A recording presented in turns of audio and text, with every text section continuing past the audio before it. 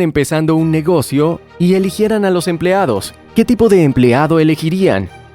Maravilloso, puedo ver cómo vuelan las chispas.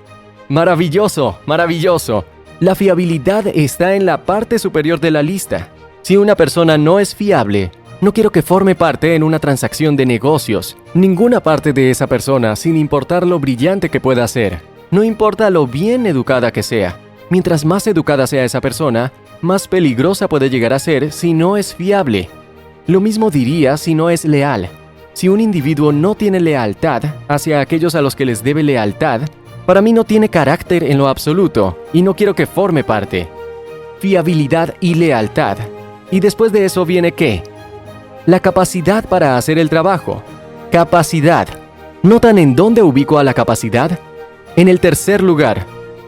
No estoy interesado en la capacidad del hombre hasta que sé si es confiable y si es leal. Entonces, ¿qué dirían que sigue en mi categoría, en mi libro de reglas? Número 4. Actitud mental positiva, por supuesto. Qué bien hace tener a un aguafiestas negativo cuando pueden alejarse y entonces ir a la delantera en el juego. ¿Y el número 5 cuál sería? Hacer un esfuerzo extra.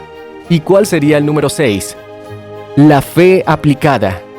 Ahora permítanme decir que cuando encuentran a personas que presentan esas 6 características en su totalidad, les diré que realmente han encontrado a alguien.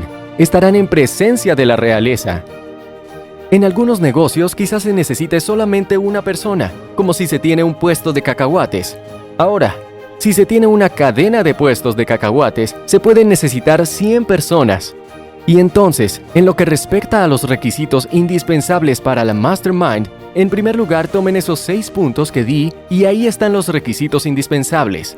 Hay requisitos indispensables para la Mastermind y son la fiabilidad. Debe haber lealtad, debe haber capacidad, también debe haber actitud mental positiva. Se debe estar dispuesto a hacer un esfuerzo extra y la fe aplicada.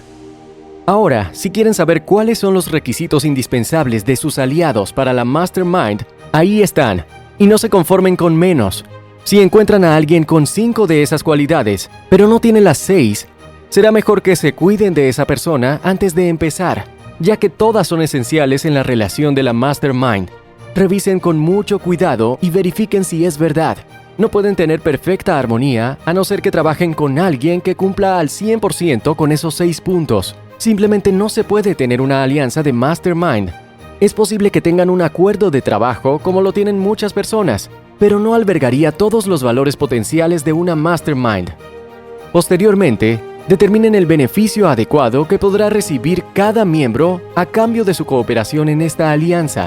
Y recuerden, damas y caballeros, nunca nadie hace algo por nada. Nunca lo hacen. Verán, cuando le dan a alguien amor y no obtienen nada de eso, ¿lo hacen por nada? Bien, permítanme decirles que obtienen mucho de eso, debido a que tener el privilegio de amar es un gran privilegio, y aunque no les correspondan con ese mismo amor, han obtenido el beneficio de ese estado mental conocido como amor y han disfrutado del desarrollo y crecimiento que vienen como resultado del mismo. No existe tal cosa como hacer algo por nada. Nadie trabaja sin algún tipo de compensación. Hay muchas formas diferentes de compensación, así que no esperen que sus aliados de la Mastermind vayan a participar y a ayudarles a hacer una fortuna o ayudarles a hacer cualquier cosa a no ser que participen equitativamente en los beneficios que resulten de esa alianza de Mastermind. Ahora, hay un criterio que se debe seguir. Cada individuo debe recibir un beneficio aproximadamente igual al que ustedes reciben, ya sea que se trate de un beneficio monetario o un beneficio de felicidad o de paz mental, o social o lo que pueda llegar a ser. Nunca le pidan a nadie que haga algo si quieren estar seguros de que lo hará, a no ser que le den un motivo adecuado para hacerlo. Si yo fuera al banco y quisiera un préstamo de $10,000, ¿cuál sería un motivo suficiente para que el banco me prestara ese dinero? 2 motivos, todos ellos bajo el principal deseo de obtener ganancias financieras. El banco estaría encantado de prestarme de inmediato tanto dinero como yo pudiera tomar si les diera una seguridad de ganancia de 3-1. Quieren garantías y quieren sacar ganancias de ese préstamo. Por eso están en el negocio. Ahora bien, hay otras transacciones que no están basadas en un motivo monetario. Por ejemplo, Cuando un hombre le pregunta a la mujer de su elección que se case con él, ¿cuál es el motivo que hay? Apuesto que de todas las personas sentadas aquí, todos tienen una idea diferente, una definición diferente del motivo por el cual un hombre le pide a una mujer de su elección que se case con él y ella acepta. ¿Por qué está ella aceptando? Quiero decirles que cuando mi padre trajo a mi madrastra a casa, él no era más que un granjero, que nunca tuvo una camisa blanca o una corbata. Les tenía miedo a las camisas blancas y a las corbatas. Usaba camisas de algodón azul. Y mi madrastra era una mujer universitaria, bien educada, y eran tan diferentes como el Polo Norte y el Polo Sur. Y toda mi vida me pregunté, ¿cómo es que él había logrado venderse a sí mismo con ella? Por supuesto que lo aseó y le puso una camisa blanca y lo hizo parecer alguien. Pero la realidad es que le tomó un buen tiempo hacerlo. Y finalmente consiguió que él hiciera dinero y se convirtió en un hombre excepcional. Y en ese momento le pregunté a ella, ¿cómo fue que...? Recuerdo cómo lucía mi padre y cómo hablaba. ¿Cómo fue que consiguió venderse contigo? ¿Cuál fue el motivo? Ella dijo, bien te diré. En primer lugar, reconocí que tenía buena sangre en sus venas y que tenía posibilidades. Y yo creía que podía sacar esas posibilidades en él. Y ella en efecto lo consiguió. Si tuvieran un propósito principal definitivo y supieran exactamente qué es lo que quieren hacer, y tuvieran una alianza de mastermind de personas que les ayudarán a hacerlo, y estas personas tuvieran el ritmo suficiente para continuar con ustedes, ¿se dan cuenta que eso es todo lo que necesitan? Entonces, ¿por qué creen ustedes que necesitamos los 14 principios adicionales? Bueno, voy a decir por qué. Necesitamos 14 principios adicionales para inducirlos a hacer uso de estos 3. Necesitan iniciativa personal, necesitan imaginación, necesitan entusiasmo. En otras palabras, esta filosofía es algo así como hacer un pastel. Al hacer un pastel, no solamente se pone uno de los ingredientes, se agrega pizca de esto y un poco de eso y un poco de lo otro, y después se pone en el horno y se hornea. Y si se quita cualquiera de esos ingredientes, no se tendría como resultado el mismo tipo de pastel. Y es lo mismo con esta filosofía. No se puede omitir ninguno de estos 17 principios.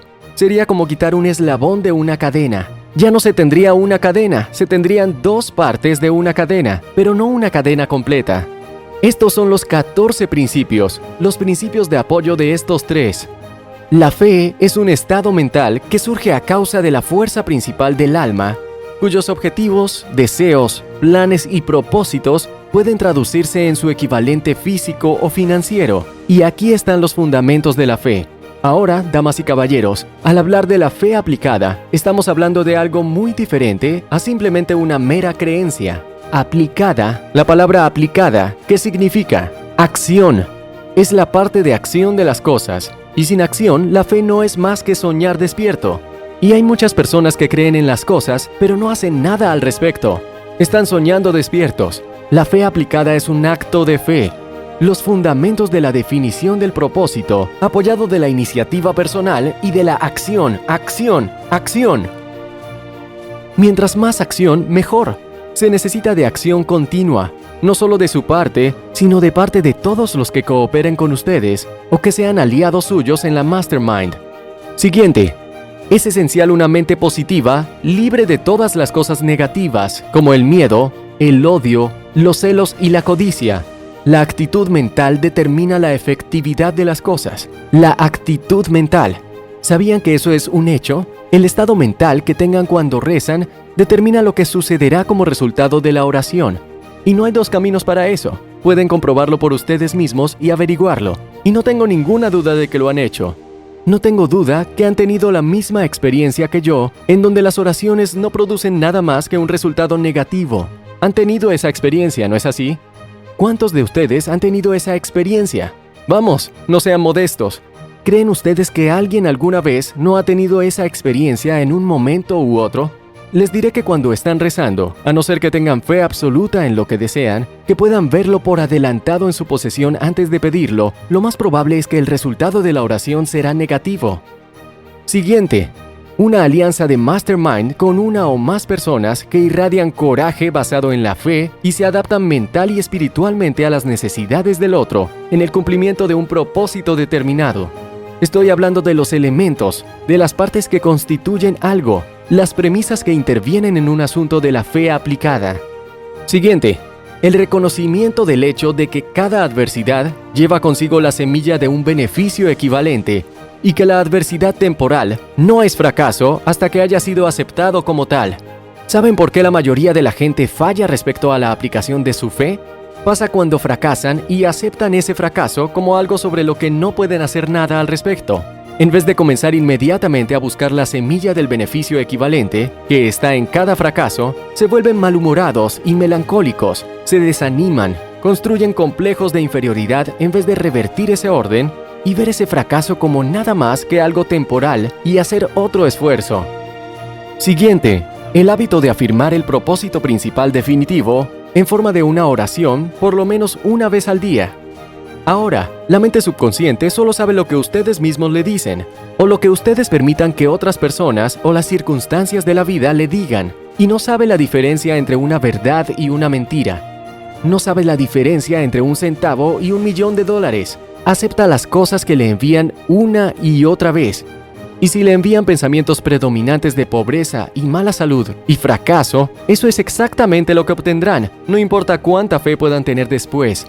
Se encontrarán con la respuesta del subconsciente a la actitud mental que mantienen durante el día, y es necesario que afirmen una y otra vez lo que desean obtener en la vida hasta que eduquen a su mente subconsciente para atraer automáticamente las cosas que se relacionan con lo que quieren obtener en la vida.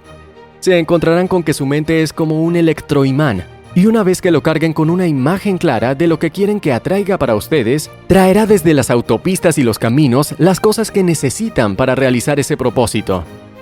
Y siguiente, el reconocimiento de la existencia de la inteligencia infinita que da orden a todo el universo, que el individuo, es decir, cada uno de ustedes, es una expresión minúscula de esta inteligencia, y como tal, el individuo, su mente, no tiene más limitaciones que aquellas que han aceptado y establecido en su propia mente. Su mente no tiene limitaciones de ningún tipo, excepto las que permiten que se establezcan allí o que deliberadamente configuren o acepten en su propia mente. Esa es una declaración bastante amplia, ¿no es así? Pero los logros de hombres como el señor Edison y Ford, y si me permiten Napoleon Hill, cierta y definitivamente apoyan la idea de que no hay ninguna limitación salvo las que se configuran en la propia mente. Y si alguna vez hubiera dudado por solo un segundo, desde el momento en el que empecé con el señor Carnegie hasta el momento en el que entregué al mundo esta filosofía, si hubiera dudado un segundo en mi creencia de que podía lograrlo, nunca lo hubiera conseguido. ¿Cómo logré hacerlo? ¿Tienen idea de qué fue lo que jugó el papel más importante para que pudiera lograrlo? No fue por lo brillante que era. No fue por mi inteligencia superior. No soy más brillante que la persona promedio. Y no soy más inteligente que la persona promedio. Había algo allí que fue responsable de ello. En otras palabras, yo creía que podía hacerlo y nunca dejé de creer en ello. Mientras más difícil era, más creía que lo haría. Y quiero decirles que si pueden tener esa actitud hacia ustedes mismos, si pueden hacerse a un lado a ustedes mismos, por así decirlo, si pueden hacer esto cuando lo supere la adversidad, cuando la gente está en su contra, si pueden hacer eso, si pueden mantenerse al margen y no ir tan bien en contra de ustedes mismos, entonces estarán utilizando la fe aplicada. Y tienen que hacerlo. ¿Sabían que hay periodos de pruebas para las personas? ¿Han pensado alguna vez en eso? No se le permite a nadie alcanzar un estado mayor en la vida y permanecer allí sin antes haber sido puesto a prueba, de la misma forma en la que no se le permite a nadie entrar en un negocio bien administrado y subir a una posición más alta y permanecer allí sin haber sido puesto a prueba en una posición inferior y avanzar paso a paso hasta ganarse el derecho de subir de posición. No sé por completo cómo es que el creador dirige su negocio, pero observando esta parte, puedo obtener una idea bastante buena de cómo lo hace. Por supuesto que hay mucho más que no entiendo, pero definitivamente puedo ver que no le permite a nadie obtener un estado superior en la vida sin ponerle severas pruebas. Y una de las cosas más asombrosas que he encontrado en mi investigación es que los hombres de grandes logros en todos los ámbitos de la vida, en todas las épocas, fueron grandiosos solo en la misma proporción en la que habían sido derrotados y en la que se habían enfrentado con la oposición. Ahora, eso es algo asombroso. No puede ser una coincidencia que cada uno de estos hombres sobresalientes fueran grandes exactamente en la misma proporción en la que habían sido pequeños, y en la que se habían enfrentado a la oposición y en la que habían tenido que luchar. Solía contar mis primeras luchas y contar algunas de mis derrotas. Mis gestores de negocios hablaron conmigo al respecto y me dijeron que no era una buena idea. Sigo pensando que es una buena idea. Creo que es una buena idea porque si tan solo supieran la cantidad de grandes derrotas con las que me he enfrentado y que aún así logré mantener la cabeza por encima del agua y que aún así viví para entregar esta filosofía, dirían que si Hill pudo hacerlo, yo también puedo. Y por supuesto que esa es la única razón por la que alguna vez he hablado de eso. Y logré hacerlo al afirmar los propósitos principales en forma de oración, por lo menos una vez al día, y al reconocer la inteligencia infinita. No me importa qué término utilicen, pueden decirle Dios o Jehová, o le pueden llamar Buda, o pueden llamarlo Muhammad, o lo que quieran, no importa cómo lo llamen, todos estamos hablando de una misma causa. Solo hay una causa primaria, no puede haber dos. Hay una sola causa primaria que es la responsable de este gran universo en el que vivimos, y de ustedes, y de mí, y de todo lo que hay en el universo. Yo la llamo inteligencia infinita porque tengo estudiantes de todas las fees y de todas las religiones del mundo, e inteligencia infinita es un término intermedio y neutral al que nadie puede objetar, nadie en absoluto, pero a no ser que no solo crean en eso, a no ser que puedan demostrarse a ustedes mismos, a menos que absolutamente puedan poner en papel la evidencia que hay una causa primaria, entonces no podrán hacer uso completo de la fe aplicada. Uno de mis estudiantes me preguntó un día de mi concepto de Dios, mi concepto de inteligencia infinita, y que si con ese término me refería a Dios, y le dije que sí. Él dijo que si podía probar la existencia de mi concepto de Dios. Le dije que todo en el universo era fina evidencia de la existencia de Dios, debido al orden del universo. Todo está ordenado, desde los electrones y protones de la parte más pequeña de la materia, hasta los grandes soles que flotan a través de los cielos. Todo está en orden, no hay caos. Los planetas no chocan unos con otros. Hay más evidencia de una causa primaria que de cualquier otra cosa que conozca. Y si no creen en eso, si no lo aceptan, si no lo ven, si no lo sienten, si no saben eso, entonces no saben que son una parte minúscula de esa inteligencia infinita que se expresa a través de su cerebro.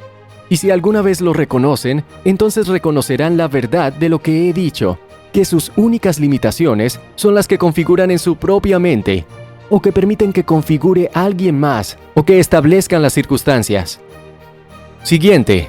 Un cuidadoso inventario de sus derrotas y adversidades anteriores, a partir de las cuales se hace evidente que todas esas experiencias, en efecto, llevaban consigo la semilla de un beneficio equivalente.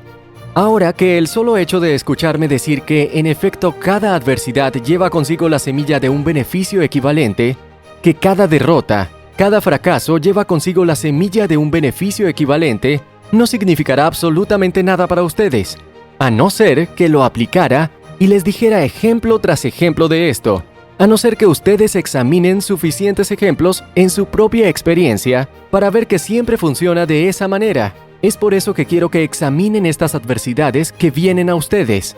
¿Saben que muchas de sus adversidades son en realidad sus más grandes bendiciones? ¿Tienen idea de eso? ¿Tienen idea de cuál fue la bendición más grande que jamás entró en mi vida? Aquellos de ustedes que saben lo suficiente sobre mí, ¿tienen alguna idea de lo que es? Por supuesto, fue la pérdida de mi madre. Y normalmente dirían que eso sería la mayor catástrofe que podría ocurrirle a un niño. Perder a su madre a la edad de 9 años. ¿Por qué digo que fue la mayor bendición? Debido a que me trajo una nueva madre que tomara su lugar, quien fue responsable de todo lo que he logrado y todo lo que voy a lograr, en gran parte responsable por lo menos, y sin su influencia, todavía estaría luchando con serpientes de cascabel, vendiendo licor de montaña y peleando por los feudos. Mis parientes siguen haciéndolo, y no había razón para esperar que yo no lo hiciera. He tenido muchas otras adversidades, y quiero decirles que sin aproximadamente 20 adversidades importantes que me pasaron, nunca habría sido capaz de comprobar la solidez de esta filosofía y que hay una semilla de un beneficio equivalente en toda adversidad. ¿Pueden imaginar una peor adversidad que informarle a un hombre en un hospital que su hijo nació sin orejas y ningún signo de audición y que iba a ser sordo y mudo toda su vida? ¿Pueden imaginar una peor adversidad que esa? Siempre estaré agradecido de que eso sucediera, porque gracias a mi contacto con la inteligencia infinita, le improvisaron una especie de sistema de audición que le dio el 65% de su audición normal, y con un aparato auditivo logró el 100%. Aprendió a vivir una vida normal, y yo tuve la mayor demostración del poder de la fe. No podría haberlo conseguido de otra manera. No podría haberme dado cuenta de eso por segunda mano. Tuve que hacerlo de primera mano. Nunca acepté la aflicción de ese niño, ni siquiera antes de verlo, ni siquiera después de verlo. Nunca la acepté. Sus familiares lo aceptaron. Querían que fuera a una escuela para niños desfavorecidos, en donde aprendería lenguaje de señas, en donde aprendería a leer los labios. Yo no quería que él supiera que existían tales cosas. Cuando tuvo la edad suficiente para ir a la escuela, tuve que pelear con las autoridades de la escuela cada año. Cada vez que llegaba el momento en el que querían mandarlo a una escuela para niños desfavorecidos, en donde iba a mezclarse con otros niños y ver que existían aflicciones. Pero yo no quería que él supiera que había tales cosas, y enseñé desde el principio que el no tener orejas era una gran bendición, y él lo creyó, y resultó que la gente tenía compasión de él, hacían cosas para él que no hubieran hecho de ninguna otra forma. Consiguió un trabajo como vendedor para el puesto de periódicos de los sábados por la tarde y superó a cada vendedor en los Estados Unidos. Muchas veces salió con $5 de mercancía y volvía con 10 en efectivo. Lo hizo muchas veces. La gente lo miraba y decía, «Oh, pobrecito pequeñín, sin orejas y vendiendo periódicos. Supongo que sus padres deben ser muy pobres». Y le daban un billete de $1 en lugar de 95 centavos. Decían, «Puedes conservar el resto». Y muy frecuentemente obtendría $1 por cada periódico que vendía por la tarde. Él no era consciente en lo absoluto de que tuviera ninguna aflicción. Estaba viviendo una vida perfectamente normal porque yo le enseñé que una aflicción, que cualquier tipo de aflicción puede ser transmutada en un beneficio. Así que esto es algo asombroso, ¿no es así? Considerar que es cierto, pero es cierto. Como ya he dicho, el solo hecho de escucharme decir eso no significará nada en lo absoluto, a no ser que comiencen a mirar en sus propias experiencias, a hacer un inventario y ver qué pasa en el futuro. Habrá cosas que les sucederán en el futuro que serán desagradables y tal vez a mí también, pero les diré lo que voy a hacer cuando algo desagradable me ocurra. Inmediatamente voy a transmutarlo en algo agradable. Inmediatamente. Y entonces, todavía estoy hablando de los fundamentos de la fe. El respeto hacia uno mismo, expresado a través de la armonía con la propia conciencia, es sin duda un factor importante en la fe aplicada. El respeto hacia uno mismo, expresado a través de la armonía con la propia conciencia. ¿No es algo maravilloso que el Creador creó? Y después todos dicen qué es lo que está bien y lo que está mal, pero no tienen que preguntarle a nadie. ¿No es algo maravilloso?